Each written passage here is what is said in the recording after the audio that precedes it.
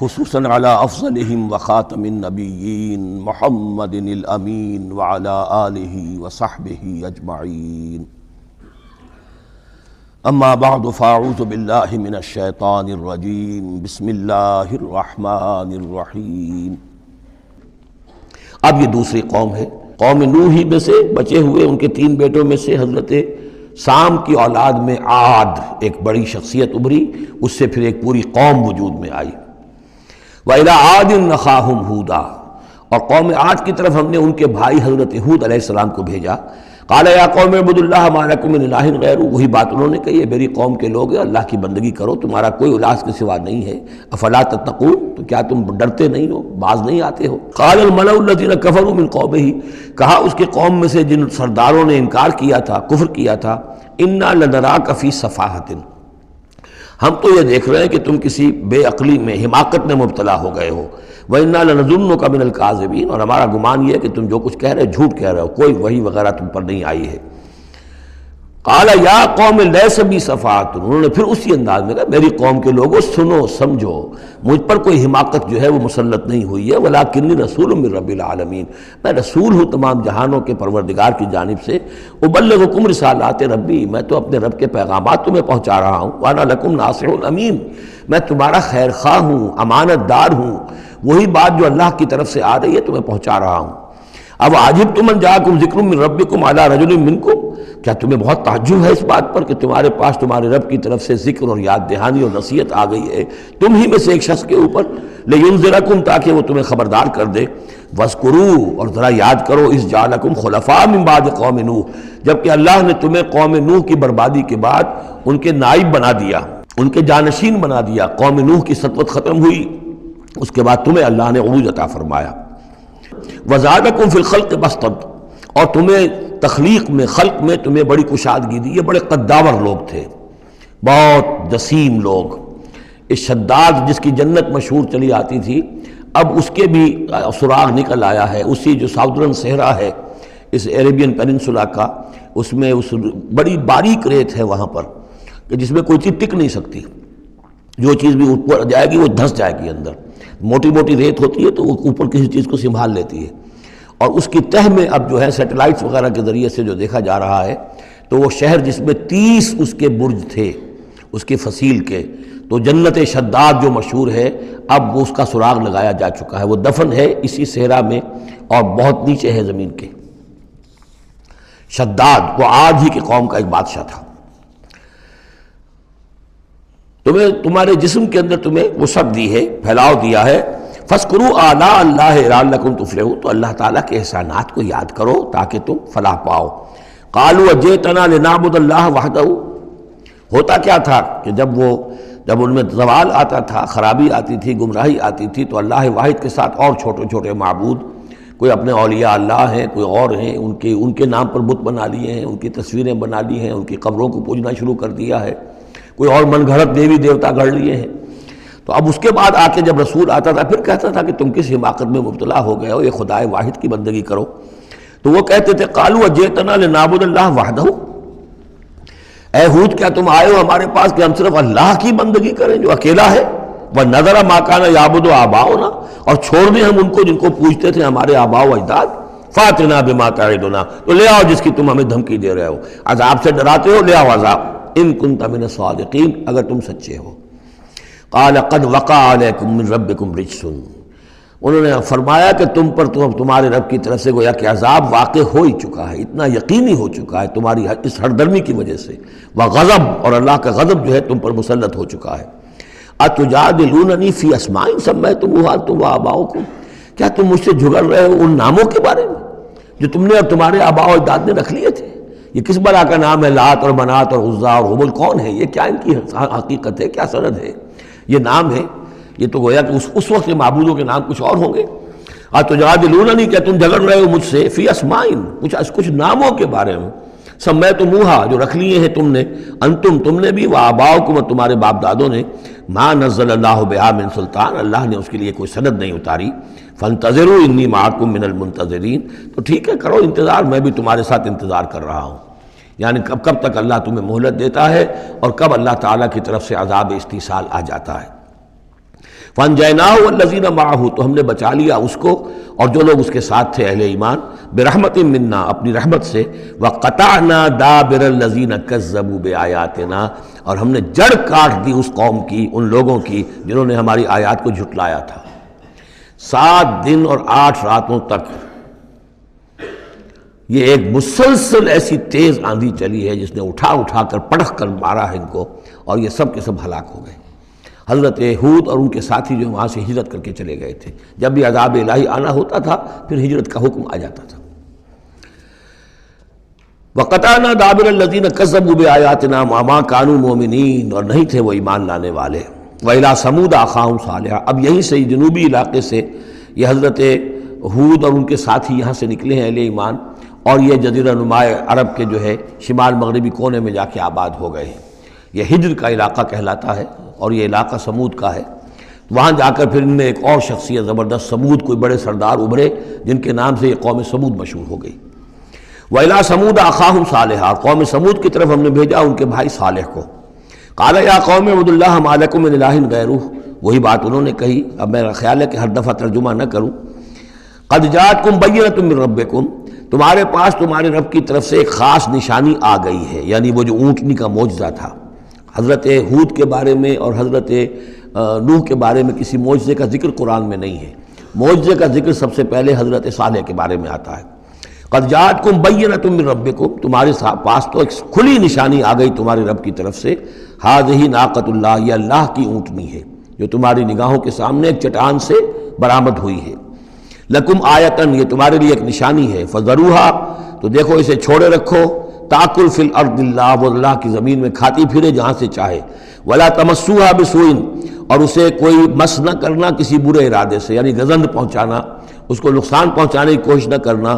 فیاخذکم عذاب علیم، تو اگر تم اسے ہلاک کر دو گے تو ایک دردناک عذاب تمہیں آ پکڑے گا۔ واذکروا اذ جعلکم خلفاء من بعد عاد، اور یاد کرو جب کہ تمہیں جانشین بنایا قوم عاد کی تباہی کے بعد، وبوأکم فی الارض، اور تمہیں جگہ دی زمین میں، تتخذون من سہولہا قصورا، تم اس کے زمین نرم میدانوں میں تو اپنے لیے محل بناتے ہو، وتنحتون الجبال بیوتا، اور چٹانوں کو تراش کر بھی اپنے لیے گھر بناتے ہو۔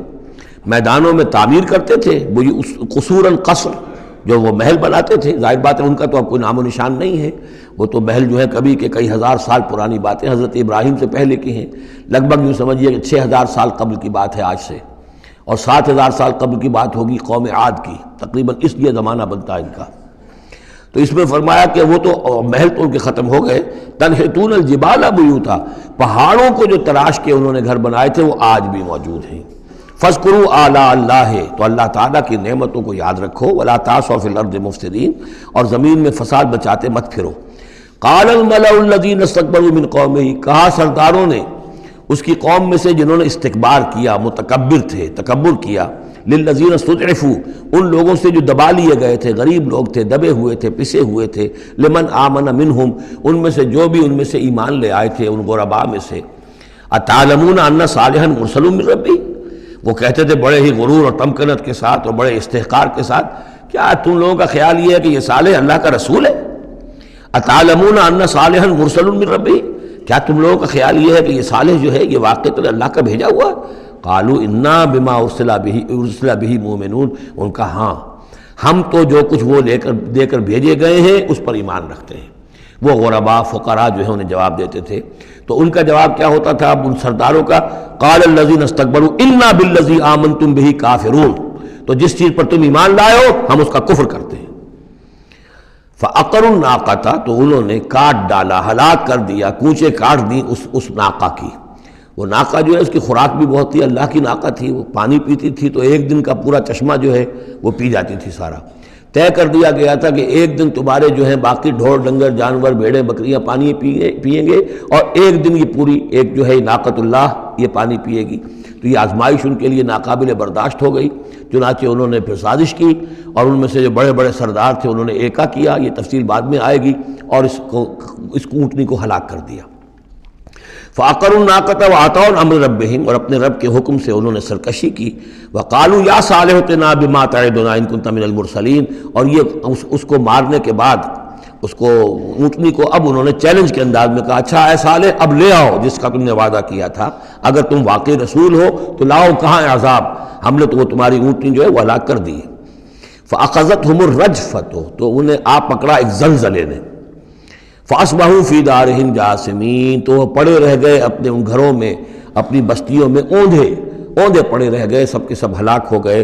فَتَوَلَّىٰ عَنْهُمْ تو حضرت صالح نے ان سے پیٹھ موڑی، ان سے رخ موڑا، چلے وہاں سے۔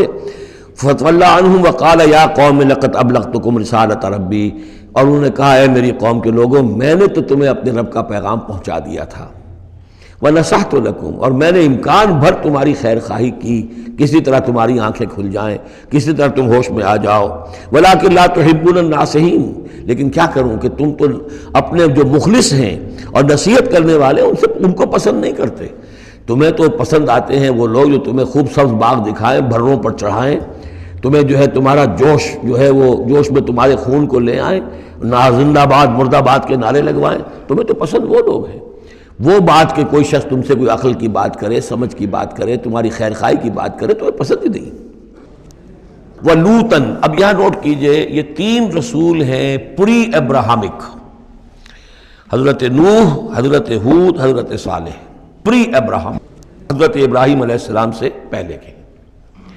اور حضرت لوط جو ہے حضرت ابراہیم کے کنٹمپریری ہیں، کیونکہ یہ ان کے بھتیجے ہیں اور یہ بھی عراق ہی کے رہنے والے تھے، یہ بھی سامی النسل ہیں، یہ بھی سیمیٹک ریس میں سے ہیں، اور ان کے ایک بھتیجے نے ان کے ساتھ ہجرت کی تھی اور وہ ان کے ساتھ رہے ہیں، اللہ نے ان کو بھی رسالت سے سرفراز فرمایا۔ اور خاص طور پر جو ڈیڈ سی ہے اس کے کنارے پر 2 بڑے عظیم شہر اس وقت آباد تھے، سدوم اور آمورا، اور یہ بڑے تجارتی مرکز تھے، اس لیے کہ مشرق سے مغرب کی طرف جو تجارتی قافلے آتے تھے ایران سے عراق ہو کر وہ پھر فلسطین اور مصر کی طرف جاتے تھے تو ادھر سے ہو کر گزرتے تھے، تو گویا کہ ایک طرح کا جو ہے یہ کراس روڈز تھا یہ علاقہ جو ہے جو یہ کیریوان روٹس کا، اس حوالے سے ان کے لیے بڑی وہ خوشحالی تھی۔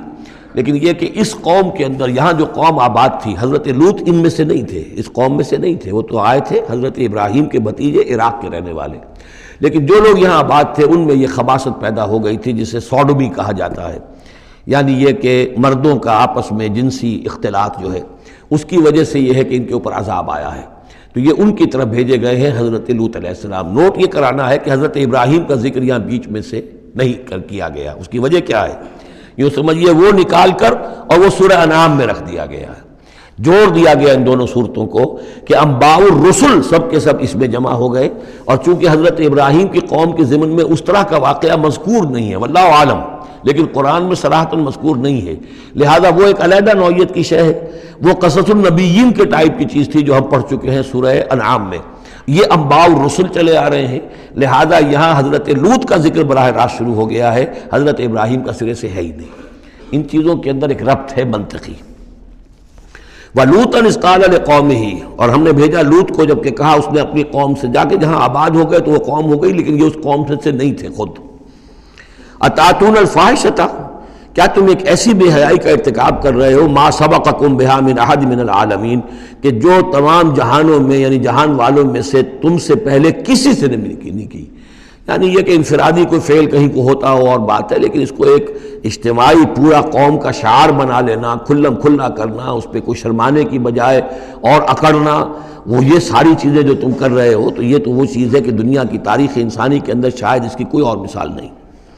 أَتَأْتُونَ الْفَاحِشَةَ مَا سَبَقَكُم بِهَا مِنْ أَحَدٍ مِنَ الْعَالَمِينَ إِنَّكُمْ لَتَأْتُونَ الرِّجَالَ شَهْوَةً تم مردوں کا رخ کرتے ہو شہوت کے ساتھ، من دون النساء عورتوں کو چھوڑ کر، بل انتم قوم مسرفون تم تو حد سے تجاوز کرنے والے قوم ہو، قانون طبیعت قانون فطری کے خلاف جا رہے ہو۔